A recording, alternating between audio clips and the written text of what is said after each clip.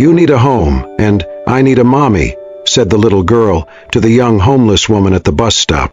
The small voice rang out like a whisper between snowflakes. Elliot Monroe spun around, startled, phone still pressed to his ear. His 4-year-old daughter, Lila, stood in front of a bus stop bench, her mittened hands resting gently on the lap of a young woman wrapped in a tattered coat. The woman didn't move. Her eyes, pale blue and exhausted, blinked slowly. She looked more like a shadow than a person, curled into herself, clutching a faded cloth tote like a lifeline. Snow clung to the golden strands of her messy hair, and her lips were slightly parted as she tried to catch her breath. Lila reached out, placing a bear-shaped cookie in her lap with tender care. "You can live with us," she said, with the pure conviction only a child could muster. "Lila!" Elliot rushed over, ending the call and pulling his daughter back instinctively. He knelt beside her and looked up at the woman, scanning her with practiced caution.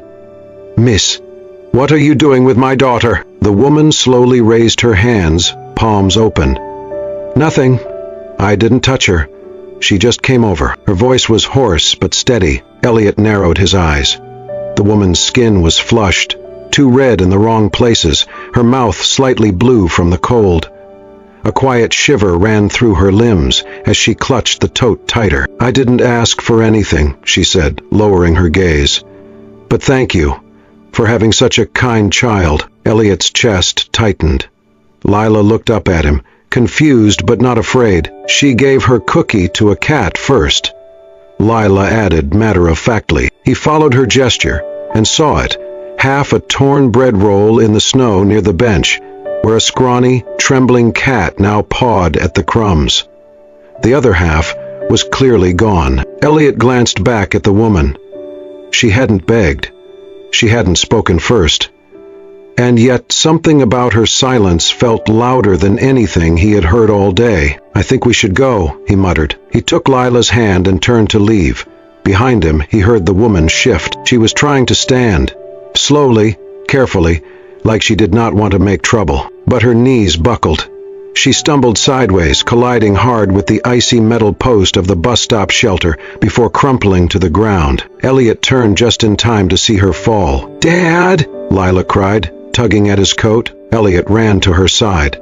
"Miss? Can you hear me?" No response. He crouched down, pressing 2 fingers gently against her neck. Her pulse was there, but weak. Her forehead was slick with sweat, burning hot even as her skin was ice cold. He saw a scrape on her hand, raw and red.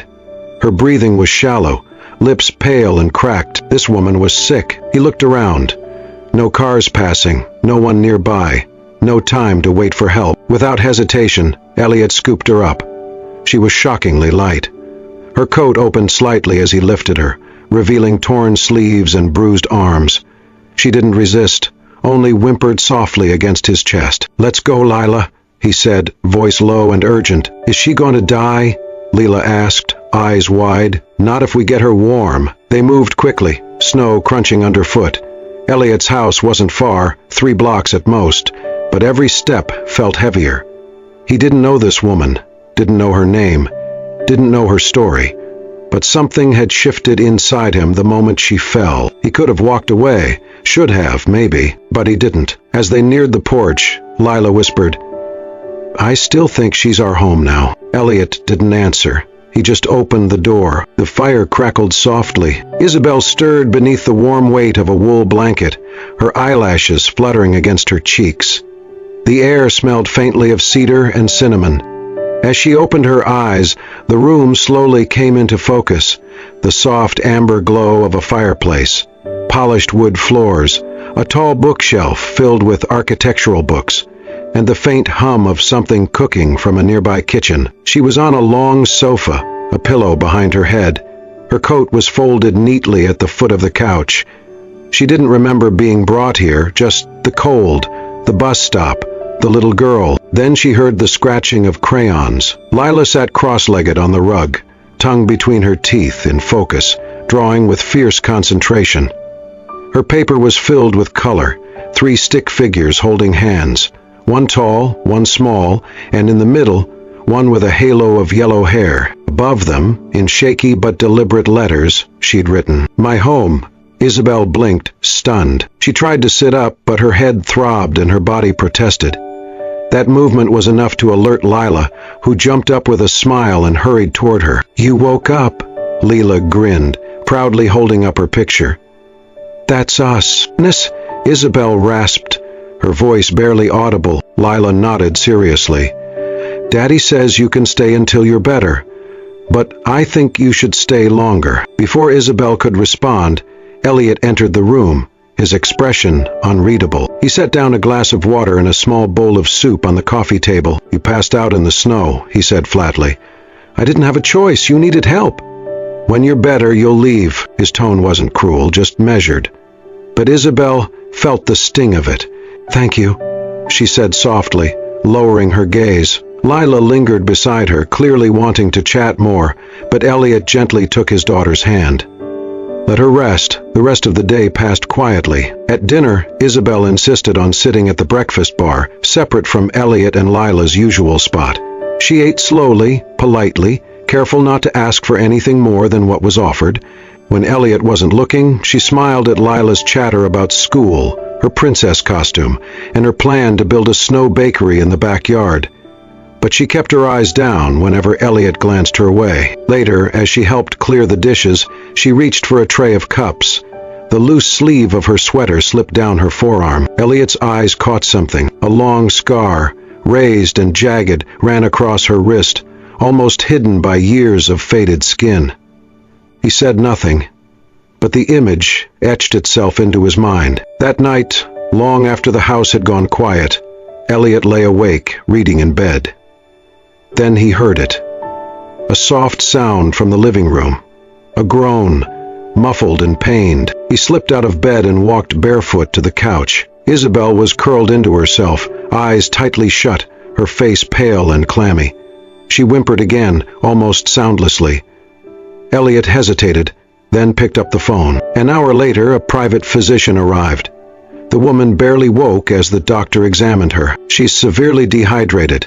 Fever of 102, the doctor murmured. "She needs fluids, rest, and warmth." The doctor paused, looking at Elliot. "Does she have insurance? Any next of kin we can notify?" Isabel stirred weakly, her voice breaking as she mumbled, "No one. There's no one who needs to know if I'm alive or not." Her words hung in the air like frost on glass. The doctor didn't press.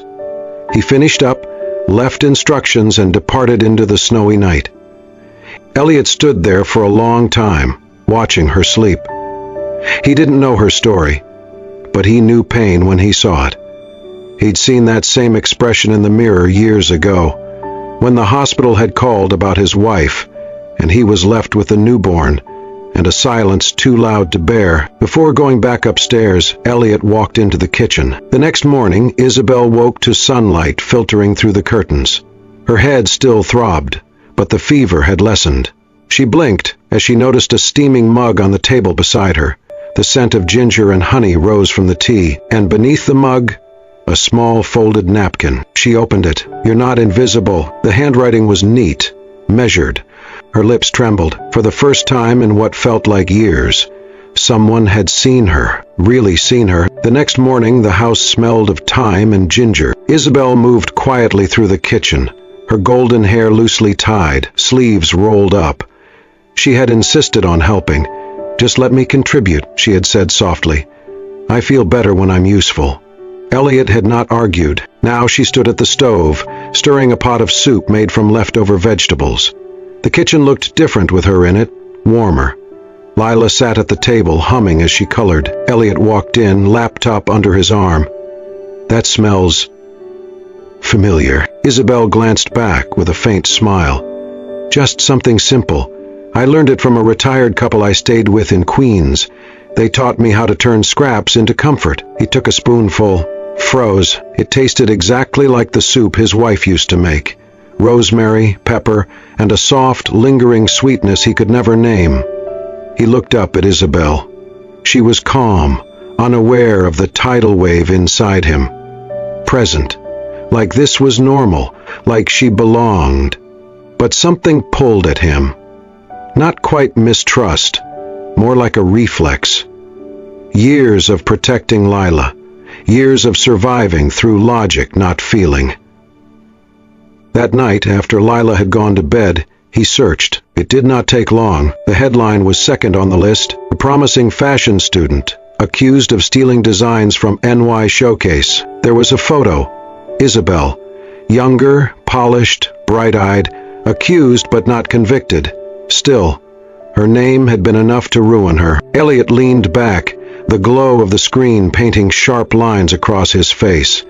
He wanted to believe she was the woman he'd begun to see, but the doubt crept in like cold under a door. The next day, he caught her in the hallway. "Something on your mind?" she asked. He hesitated. "Can I ask you something?" "Of course." He showed her the article. She stared for a moment, then looked up, not surprised. "Just tired." "That's me," she said. "Did you?" "No," she cut in gently. "I didn't." Silence. She crossed her arms. "People believed I did. Sponsors pulled out. My landlord raised the rent. My friends vanished. And the guy I trusted? He had already emptied my account." Elliot stayed quiet. She let out a humorless laugh. "I figured you'd look me up. You seem like someone who does not like loose ends." He flinched. She was right. She turned away. "I didn't steal anything. That design was mine. But after a while, people didn't want the truth. They just wanted someone to blame." Then she looked at him. "So, tell me, do you believe me?" He opened his mouth, closed it, hesitated. That was all she needed. "Thanks," she said softly, "for your honesty." She walked back to the guest room and began to gather her things. When Leela saw her at the door, her eyes widened. "You're leaving?" Isabel knelt down. "I have to, sweetheart." Lila held out her stuffed bear, Teddy. "So, you won't be alone?" Isabel's eyes filled. She hugged the bear, then the little girl, long and tight. Elliot stood by the stairs, frozen, watching his daughter cling to a woman she had known for days, but trusted like family, broke something inside him. Isabel didn't say goodbye. She kissed Lila's forehead, opened the door, and disappeared into the evening. That night, Elliot tried to work, tried to sleep, but Lila wouldn't rest. "She didn't even say goodbye," she whispered. "I know," Elliot murmured, kneeling beside her bed. "She was our family." Elliot's voice caught. "She was someone special." Lila pointed to her drawing taped to the wall. 3 figures, arms wrapped around each other. Below, written in crayon, "Please stay." Elliot turned away, but not fast enough to hide the tears. He didn't know what had shattered more that night, his trust or his silence. It was past bedtime when Elliot first noticed Lila's absence from bed. He found the hallway empty and the living room door slightly ajar. Following the soft rumble of the street lamp, he stepped onto the porch and saw her tiny frame through the falling snow. Lila's slippers crunched in the drift as she limped down the driveway. Elliot's heart twisted with panic. "Lila?" he called. She didn't answer. He hurried after her, breath-catching, cold in the air.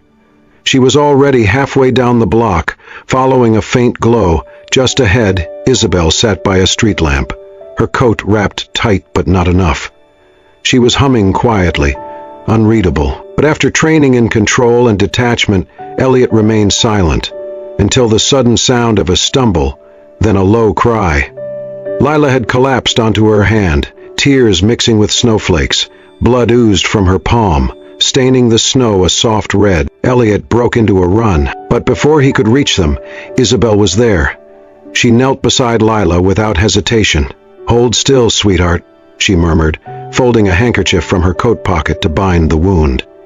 "We'll get you back inside soon." She pressed the scarf gently, soothed Lila's tears with warm hands. The street lamp haloed her hair. All Elliot saw was a figure stepping into the light. A stranger turned caregiver. He jogged the last few steps. Lila looked up at him with wide, frightened eyes. Isabel brushed a strand of hair from the child's face and sighed. Elliot crouched beside them, voice hoarse. "Lila, you frightened me," Lila sniffled. "I wanted to find her." Elliot looked up at Isabel. The city had nothing to do with them at this moment. The distant buildings faded. Lila's hand trembled in hers, and the way Isabel held her spoke more than words ever could. He swallowed. The armor he'd worn for years, of professional distance and emotional caution, cracked in that moment. He hadn't loved like this before, not so suddenly, not so fiercely. "Thank you," he said softly. Lila watched as Isabel tied the handkerchief.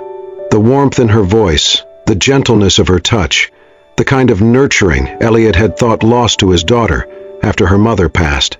For a heartbeat he felt his heart ache, not from loss, but from fear of losing what he hadn't realized he could gain. He knelt and met Isabel's eyes. The snow drifting behind her looked like quiet confetti falling from a sky that didn't know to stop. He began, voice thick. "We need you." The words felt fragile in the cold air, but still true. Lila gripped Isabel's coat. "Don't leave again, Mommy." Isabel's eyes went wide, her breath caught, and for a trembling second, she stared at the two of them. The father, who'd let his defenses fall without words, and the daughter, whose belief had cracked open her heart. Lila's small voice repeated softly, "Please, don't." Elliot swallowed hard, pain and hope tumbling together inside him. All at once, everything changed.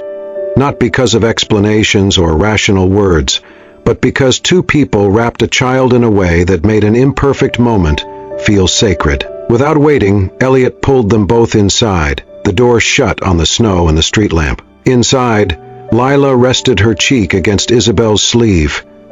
Isabel held her close. Elliot stood behind them, warm despite the cold, retreating outside. In that unspoken moment, Elliot let go of fear, because the thought of letting her go again felt unbearable. And for the first time, he believed some doors deserved to stay open. The offer came casually, almost too casually. "You're good with her," Elliot said one evening, not looking directly at Isabel. "Would you consider staying a few afternoons each week? Teaching her how to draw?" Isabel blinked, taken aback. "Are you sure?" He nodded. "She lights up around you." So Isabel returned, not as a guest this time, but not fully part of the home either. Somewhere in between, a warm presence in the kitchen, a soft voice during stories, fingers smudged with charcoal and flour as the days passed gently by. One Saturday afternoon, they gathered in the kitchen to bake. Lila, perched on her stool, wore an apron that hung nearly to her ankles. Flour dusted her nose. "We need extra sugar, Mommy," she chirped without realizing, and Isabel froze. But Elliot only glanced up. He said nothing. Isabel smiled faintly and kept stirring. After the cookies were in the oven, Lila pulled out her markers and paper. She sketched 3 hands, one large, one slender, and one tiny, all overlapping in the center of a sun. She scribbled the words in careful block letters. "This is love." Elliot looked at it, and something inside his chest cracked open just a little more. Later, after Lila had fallen asleep, the house took on a quiet rhythm, like a held breath. The fireplace glowed low. Isabel sat curled on the couch, her hands around a mug Elliot had placed in front of her minutes earlier. "You've made this place lighter," he said quietly, taking the seat across from her. She smiled but looked away. "It's your home. I'm just passing through." "No," he said. "No, it's more than that." His voice was different tonight, lower, closer, the kind that made walls feel thin. She turned to him, and in the soft dimness their eyes locked. He leaned forward, and for a fleeting second, the world was silent enough to believe in second chances. But just before his lips met hers, Isabel pulled back. "I can't," she whispered. "I can't be her." Elliot froze. "I know," he said, voice tightening. "I'm not asking you to." "You're not?" Isabel whispered, stepping back. "Then why does it feel like I'm being measured against a ghost?" Elliot stood now too, the distance between them like a tightrope. "Because you won't let yourself be seen," he said.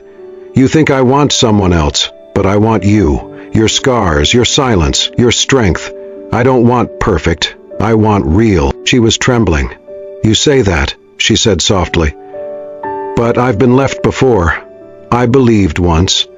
It cost me everything." He kept his hands in his pockets. "Nothing ever happened," she pointed out.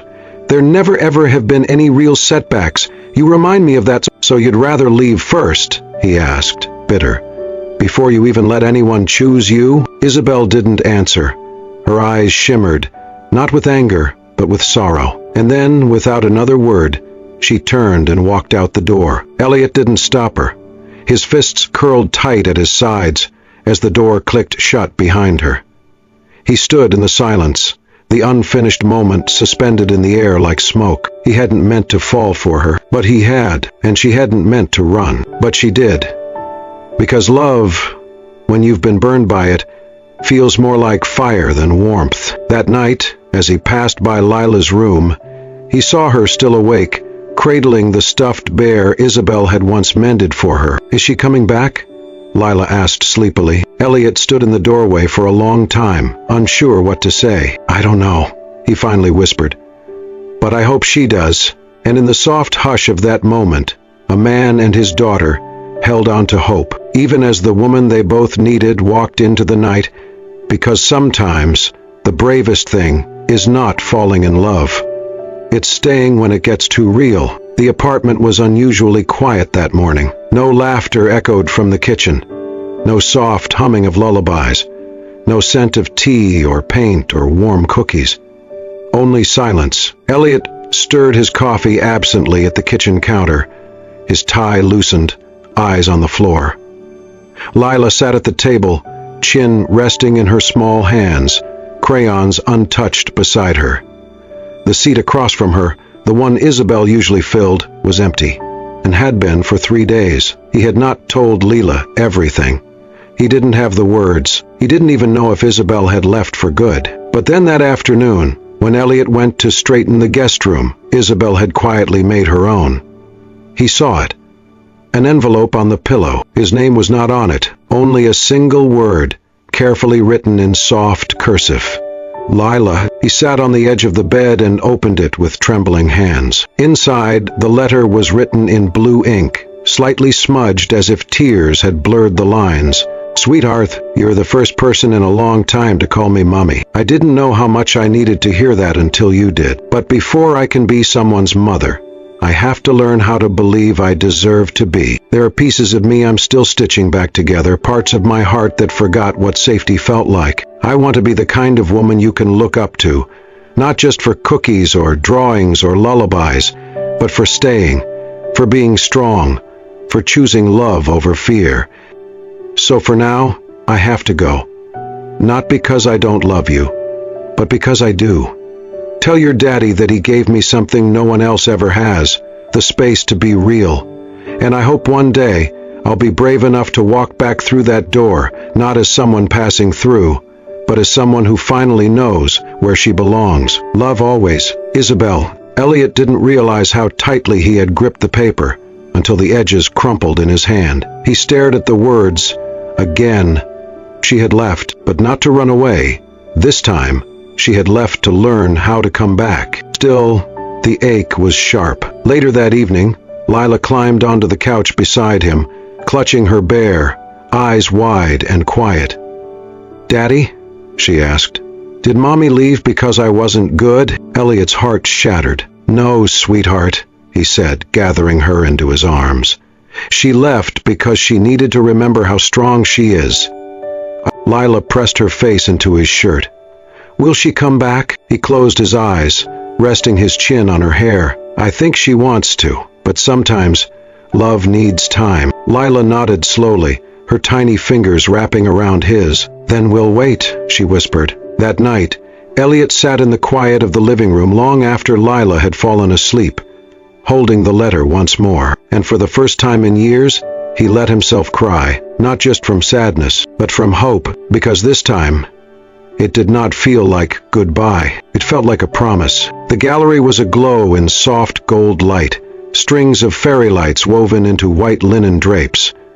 Warm jazz hummed gently through the air as guests in tailored suits and elegant dresses mingled among displays of vibrant textile art, flowing dresses on mannequins, and framed sketches filled with motion and emotion. At the heart of the room stood the centerpiece, a dress unlike any other. Not flashy, not couture, just quiet, elegant, and achingly human. Delicate hand-stitched threads wove along the hem in the shape of tiny holding hands. Isabel stood to the side of the stage, her blonde hair swept into a loose braid, eyes scanning the crowd as if searching for something, or someone.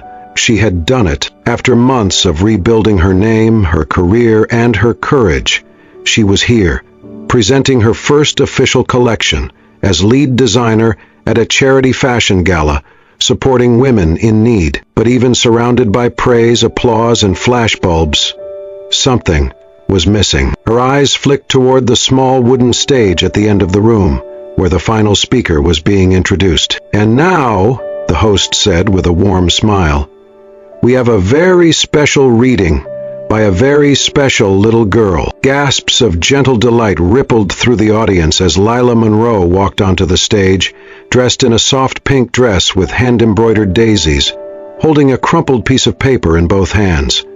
Her brown curls bounced with each step, and her voice, though small, carried with steady clarity. "My name is Lila," she said. "I once had just a daddy. He's very smart and serious and makes the best waffles. But sometimes he was sad." She paused, looking directly at Isabel. "Then one day, we met someone.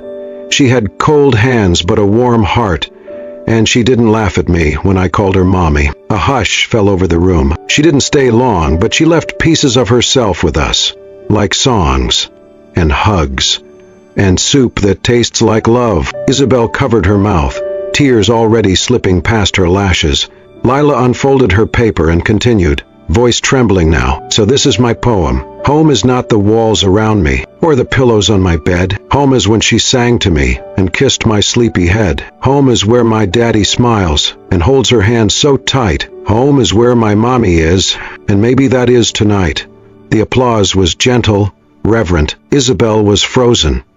She barely felt the crowd watching her as she stepped forward, slowly. And then she saw him, Elliot, emerging from the side of the room, holding something carefully in his hands. A wooden frame. Inside it, behind clear glass, was the silk scarf she had wrapped around Lila that first snowy night. The scarf that had absorbed more than warmth. It had absorbed the moment everything changed.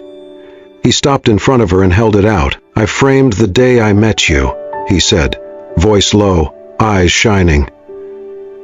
"That's when home returned." She stared at the scarf, at his hands, and then up at him. "I thought I left too much damage behind to ever deserve a future," she whispered. He whispered, "And I thought keeping people away would protect what little I had left," Elliot replied. "But it turns out, letting you in gave us more." Her lip trembled. "I kept something too," she said softly, reaching into the inner pocket of her coat. She pulled out a folded piece of paper, creased, slightly torn at the edges. Elliot recognized it instantly. The note he had left beside her teacup that first night. "You're not invisible." She unfolded it gently and held it out. "You were the first to see me again. Not the headlines, not the mistakes, just me." He nodded, stepping closer. "I want to see all of you, without fear, without running." Isabel looked over to the stage where Lila waited, hope stretched across her face. Isabel's voice cracked as she whispered, "Then I think I'd like to come home." Lila leapt from the stage and barreled into Isabel's arms, her laughter ringing like music. The crowd erupted into warm applause, not for fashion or fame, but for something more rare, for family found and chosen. The morning light spilled softly through the kitchen window, painting golden streaks across the wooden floor. A gentle sizzle echoed from the counter where Lila stood on a small step stool, pressing the edge of a cookie cutter into a sheet of buttery dough. Isabel stood beside her, sleeves rolled up, flour dusting her cheeks like powdered snow. "Do not forget the hearts," Lila reminded seriously. "Hearts mean love." "Of course," Isabel replied, smiling. "How could I forget the most important shape?" In the doorway, Elliot leaned against the frame, arms crossed, quietly watching the two girls, one by birth, one by heart. There was something sacred in the way they moved together now. No tension, no wondering, just ease, just presence. as if the pieces of a once broken puzzle had finally clicked into place. He walked in slowly, placed his hands on both their backs, and kissed the crown of Lila's head, then Isabel's. "You know," he murmured, "this is the first morning in years I didn't wake up feeling like something was missing." Isabel glanced up at him, soft and unguarded. On the counter nearby lay a small card, handwritten in delicate script. He picked it up. "Let's learn to stay." Isabel, his throat tightened. In this house, where everything had once felt too silent, too sterile, there was now music again, even if it was only laughter and the clatter of spoons. Later that morning, Elliot led them through the hallway toward a room they had passed many times but never opened. He stopped at the door, turned to Isabel, and said, "I've been saving this space, not knowing why, until now." He opened it. Inside was a sunlit studio. A large drafting table sat by the window. Spools of fabric lined one wall. A mood board was pinned with sketches, blank patterns, color palettes. Beside it, a plaque had been freshly mounted. "Isabel's tomorrow. A place to begin again." Isabel stood in the doorway, breath caught in her throat. "I wanted to give you a place where your hands could create again," Elliot said. "Where your dreams could be bigger than your fears." She stepped inside slowly, running her fingers across the table's smooth edge, then over a bolt of soft linen. Her eyes shimmered, glassy but alight. "I never imagined anyone would build a room for me," she whispered. "You built something in us first," Elliot replied. "This is just returning the foundation." Just then, from the kitchen came a loud, unmistakable shout. "Let's make pancakes, Mommy and Daddy." They turned to the sound of Lila's voice echoing down the hallway. Elliot laughed, the kind of laugh that only comes when the heart has finally settled. "I guess that's our cue," he said, reaching out his hand. Isabel took it. Together, they walked back into the kitchen, where the table was set with mismatched plates, a small mountain of butter cookies in the middle, and a jug of orange juice, slightly tilted on a tea towel. Lila was already pouring syrup into a smiley-face pancake mold. "This one's for Mommy," she declared. As they sat down, the room swelled with the scent of cinnamon and vanilla. Isabel glanced around, then pulled something from her pocket. It was a small handkerchief, old, faded, but lovingly preserved. She unfolded it, revealing a new line of embroidery added beneath the floral stitching she and Lila had been practicing. "Family is not built by blood, but by the hands that hold when you're lost." She placed it in the center of the table. Elliot stared at it for a long moment, then reached out and ran his thumb over the last word. "You held us both when we did not even know we needed it," he said. Isabel looked between the two of them, this man who had learned to love again, and this child who had known how to choose love from the very beginning. She smiled, not with sadness or hesitation this time, but with certainty. They had not found perfection, but they had found home. And sometimes that was the far greater miracle. Sometimes the family we find is the one that finds us first. A little girl's innocent words, a man's silent grief, and a woman who thought she had nothing left to offer. Together they built something no storm could ever take away. Not a perfect life, but a real one. A home born not from walls, but from the hands that held on. If this story stirred something in your heart, if it reminded you that love often comes wrapped in the most unexpected moments,